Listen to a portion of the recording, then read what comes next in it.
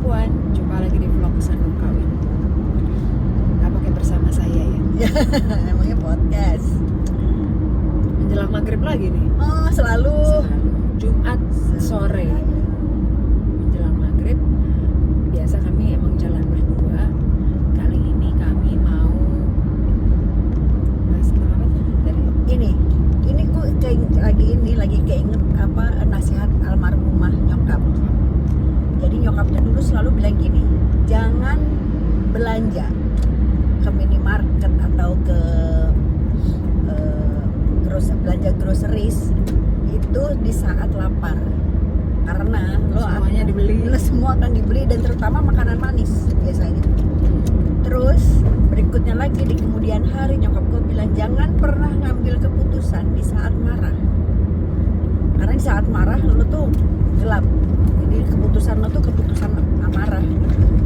Nah, apa sih hubungannya sama kawin? Sama, jangan ngambil keputusan untuk menikah ketika lo lagi sangat bucin, sangat jatuh cinta, lo merasa perasaan lo tuh yang membuncah luar biasa gitu. Justru jangan ngambil keputusan kawin, karena itu belum tentu keputusan yang tepat di masa depan. Begitu pula sebaliknya, jangan ngambil keputusan cerai di saat lo lagi sangat marah. Iya. Karena itu akan lo sesali juga di kemudian hari gitu. Artinya itu bukan keputusan yang dipertimbangkan, karena itu kan kawin dan cerai itu sama-sama berefek jangka panjang. Jadi jangan diambil keputusan karena jangka pendek gitu. Dan impactnya juga ke orang-orang di sekitar, keluarga, Iya. Dan anak yang punya anak ya, Iya. terutama ya anak itu impactnya luas lah di circle dua-duanya gitu. jangan cari. Jadi tadi tuh baru aja komunikasi biasalah di komen IG ya. Itu ada satu pernyataan menarik. Iya, kita tuh jangan suka cari perkara. Jadi kadang-kadang tuh kita nyari perkara karena kita emosi gitu kan. Semuanya Weh, mantap. Karena kita emosi. Nah, terus abis itu gue ketawa, gue bilang iya ya. Perkara tuh ngapain dicari? Perkara itu kan selalu ada. tiap hari Tiap hari. dalam kehidupan Dari kita. dulu selalu ada perkara. Jadi ngapain lo nyari-nyari perkara? Jadi kalau lo emosi, itu sama aja nyari-nyari perkara, dan enggak perkara lo yang datang ujuk-ujuk datang sendiri aja lo belum tentu bisa kelar kok. Bagaimana yang nggak di-create ya, lagi pakai emosi. apalagi yang pakai emosi. Karena itu ada pengalaman orang yang jadi dia tuh ketemu orang dan dia merasa dan dia yakin bahwa he's the one. Wah, udah yang tuh orang pokoknya baik banget, ngurusin gue banget dan lain-lain. Nah, wah, dia jatuh cinta sekali sama orang itu, pacaran baru belum nyampe setahun.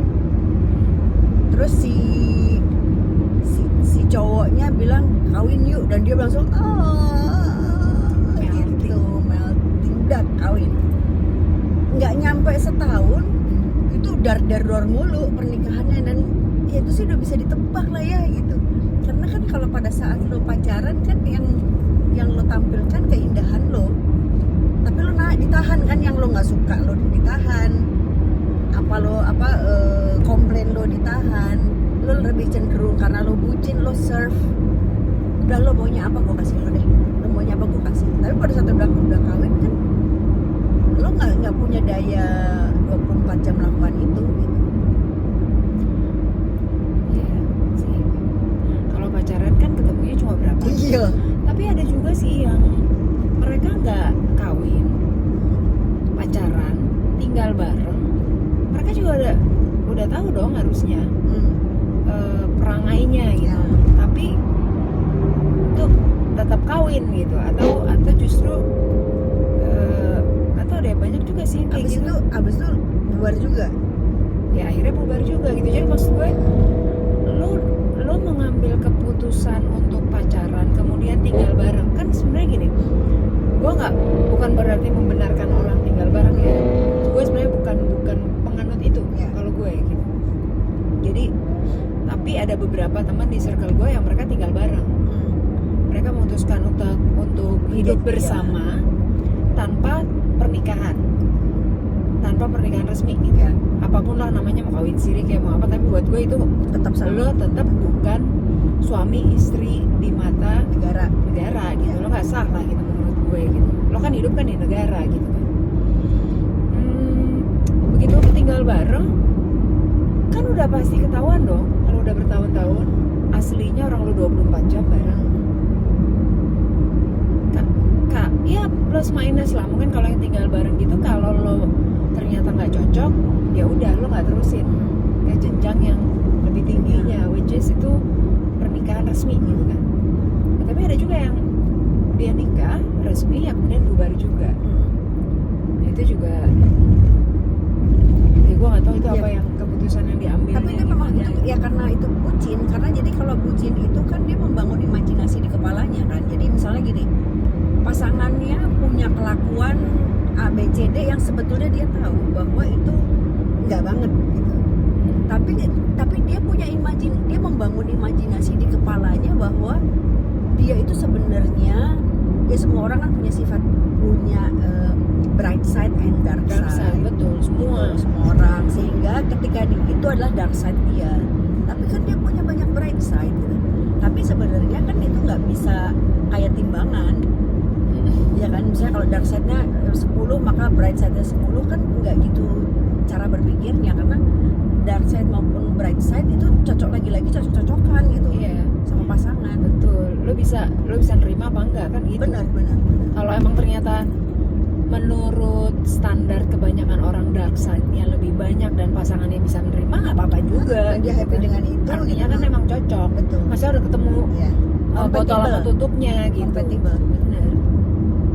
Sama kayak perceraian juga, ada tuh temen, ini temen tapi ya bukan narasumber, dia ngamuk, dia tuh kalau gue bilang kayak ingus, naik turun, jadi kayak dia tuh cerai, terus balik lagi, cerai lagi, balik lagi, terus cerai lagi, itu 3 kali. Cerai resmi. Boleh gitu ya. Nggak tahu gue. Gue juga nggak tahu. Nggak tahu gue nggak tahu. Ambil kiri aja deh. Apa? Terus. Gue nggak tahu. Cuman buat 3 kali, nggak 3 kali, sorry, 2 kali. Jadi dia cerai, habis itu balik lagi, habis itu cerai lagi, habis itu balik lagi. Nah, sekarang ini dia mulai ngamuk-ngamuk lagi. Nah, ini si perempuannya, dia menurut gue ya, lu ngamuk waktu itu bercerai karena apa? Jadi itu kondisi sangat emosi gitu, sangat marah. Dan gue nggak nanya karena gue nggak seberapa deket sama dia. Gue nggak nanya sebabnya apa, karena buat gue nggak konteks lah gue nanya. Tapi iyalah, kalau dia nggak cerita ngapain kita nanya? Bener. Apalagi kalau nggak deket. bener. Nah, abis itu tadi pagi gue Zoom meeting sama teman gue. Jadi udah selesai ngebahas, terus dia cerita, iya tempo hari gue ketemu masih itu gitu, si teman kami. Jadi itu yang kawin cerai itu teman kami, perempuan. Tapi sebetulnya teman kami itu yang cowok, yang cewek kenal karena perkawinan mereka gitu. Gue ketemu tuh sama si cewek itu, dia sebut gitu ya. Nah, terus iya dia curhat sama gue, terus gue diem. Emang lo deket sama dia? Dia ketawa, enggak. Gue ketawa, loh terus ngapain curhat sama lo? Gue juga gak tahu, kan gue gak tahu mesti jawab apa gitu. Nah jadi ada memang orang-orang yang lebih memilih untuk bercerita pada orang lain ketimbang ngeberesin urusannya sendiri di rumah.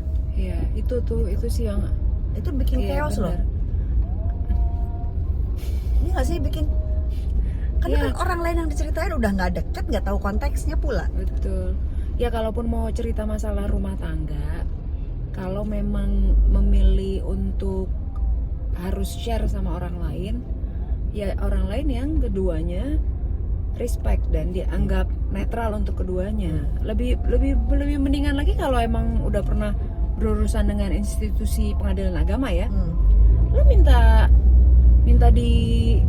dinasehatin, dimediasi oleh mereka loh, atau yang orang-orang yang ahlinya gitu. Kalau nggak punya uang untuk bayar ahlinya, itu gue yakin itu disediakan oleh pengadilan agama.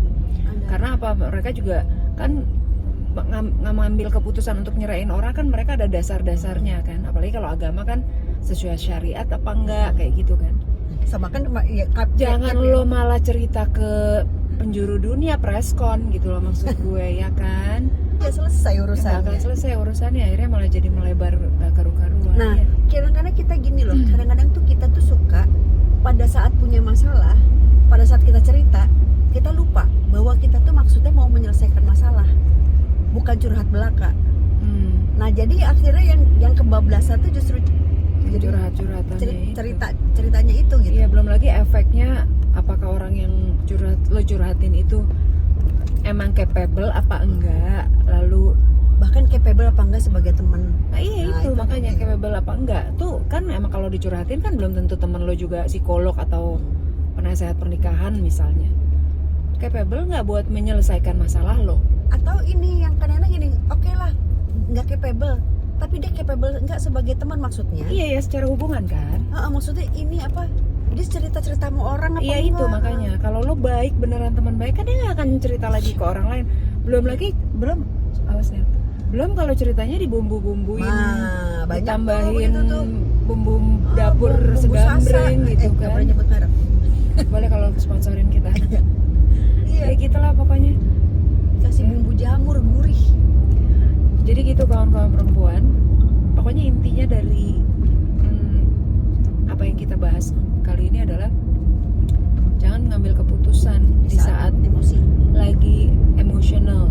Ya. Ya, positif negatif ya. Positif misalnya sedang lagi jatuh cinta yang berlebihan gitu. Jatuh cinta parah lah. Jangan ambil langsung keputusan menikah tanpa lihat apakah keduanya itu nggak punya potensi yang baik apa enggak gitu untuk ngejalanin rumah tangganya gitu. Dan yang tahu cuma kita sebenarnya, Iya. bukan orang lain gitu kan. Masalahnya adalah kitanya sadar apa enggak. Itu makanya Kesandung Kawin salah satunya juga ngajak kawan-kawan perempuan untuk membangun level kesadaran, meningkatkan level kesadaran.